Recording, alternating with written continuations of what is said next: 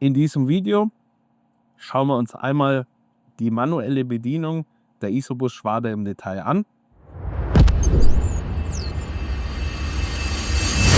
Die manuelle Bedienung erreicht man entweder hier über das Einstellungsmenü oder alternativ ist ja rechts oben auch die Stopp-Taste. Das heißt, egal was der Schwader tut, wenn man die Stopp-Taste drückt, bricht er die Funktion, die er gerade tut, ab und man gelangt dann entsprechend ins manuelle Menü.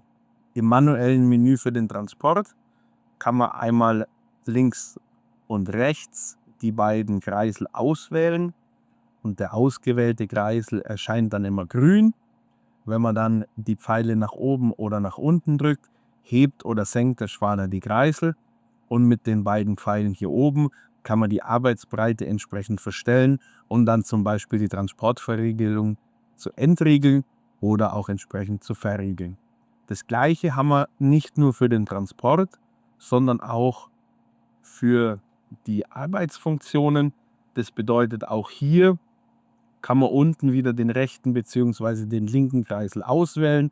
Die ausgewählten Kreisel sind dann entsprechend grün und dann kann man auch hier das Heben oder Senken bzw. auch in dem Fall die Rechhöhe und die Arbeitsbreite manuell verstellen. Und zudem kann man hier auch die Schwimmstellung für die ausgewählten Kreisel anfahren. Was wichtig ist, in dieser manuellen Bedienung werden Sensorwerte nicht berücksichtigt. Das bedeutet, der Fahrer muss sich selber vergewissern, dass das, was er da entsprechend ausführt, auch möglich ist und eben keine Beschädigung an der Maschine hervorruft.